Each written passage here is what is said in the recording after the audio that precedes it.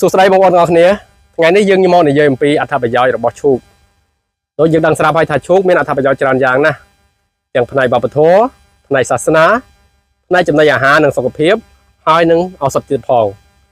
អញ្ចឹងចង់ដឹងថាអត្ថប្រយោជន៍នីមួយៗមានអ្វីខ្លះខ្ញុំនឹងរៀបរាប់ឲ្យបងប្អូនម្ដងមួយបាទអូខេបងប្អូនអញ្ចឹងផ្នែកទី1យើងមកនិយាយអំពីផ្នែកសុខភាពនិងអាហារ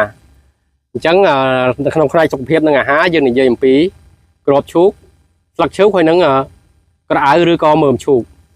អញ្ចឹងចង់ដឹងថាគ្រាប់ឈូកវាមានសារធាតុអ្វីខ្លះដែលអាចជួយដល់សុខភាពរបស់យើងមកគ្រាប់ឈូកគឺមានសារធាតុដែលអាចជួយប្រឆាំងនឹងអុកស៊ីតកម្មដែលអាចធ្វើឲ្យដំណើរនៃសរសៃប្រសាទដំណើរការទៅបានល្អនិងផ្លូវដង្ហើមរបស់យើងងាយស្រួលដល់ដង្ហើមបាទហើយមួយទៀតសម្រាប់ស្លឹកឈូកបាទមិនត្រឹមប្រើជា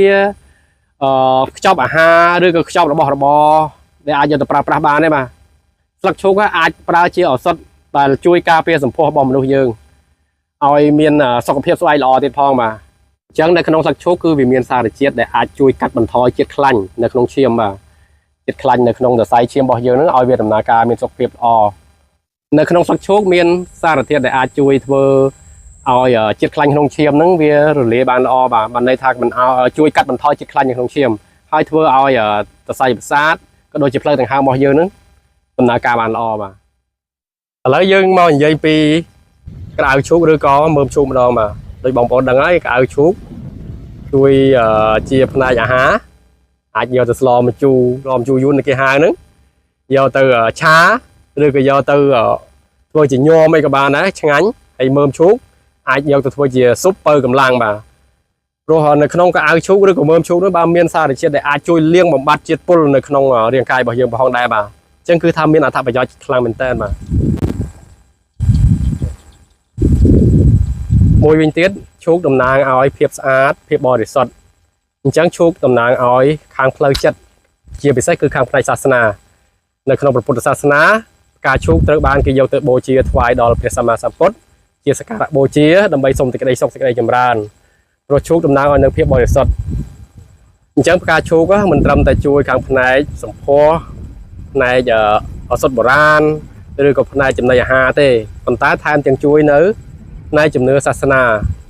ព្រោះផ្កាឈូកតំណាងឲ្យភាពបរិសុទ្ធ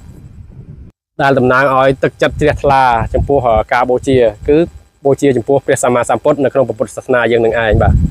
បាទអញ្ចឹងដូចយើងឃើញស្រាប់ហើយថាឈូកមានសារៈសំខាន់ខ្លាំងណាស់តាំងពីឫសរហូតដល់ស្លឹករហូតដល់ចុងនិយាយថាតាំងពីឫសរហូតដល់ស្លឹកមើមក្រអៅដើមយើងអាចយកសក់ជាអំបោះយើងអាចយកធ្វើសូត្រផ្សេងបានបាទហើយនឹងផ្កា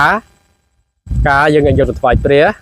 ហើយក៏អាចស្លឹកខ្ចីហ្នឹងក៏គេអាចយកទៅធ្វើជាម្ហូបឲ្យបានដែរ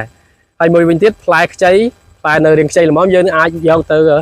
ធ្វើជាអាហារបានបាទចំណែកផ្លែទុំទៀតក៏យកទៅធ្វើជាអាហារធ្វើជាបង្អែមរហូតយកទៅធ្វើជាថ្នាំពេទ្យទេបាទជាសារធាតុផ្សំសម្រាប់ធ្វើជាថ្នាំពេទ្យហើយនឹងធ្វើជាគ្រឿងទេសផ្សេងទៀតផងបាទអញ្ចឹងយើងឃើញថាឈូកមានសារៈសំខាន់ណាស់បាទអញ្ចឹងសូមអរគុណបងប្អូនទាំងអស់គ្នាដែលបានទស្សនាបាទហើយបើសិនជាមានចំណុចខុសឆ្គងឬក៏កន្លែងខ្វះខាតណាមួយសូមមេត្តាអធិស្ឋានដល់ខ្ញុំបាទផងបាទព្រោះខ្ញុំបាទមិនមែនជាអ្នកជំនាញ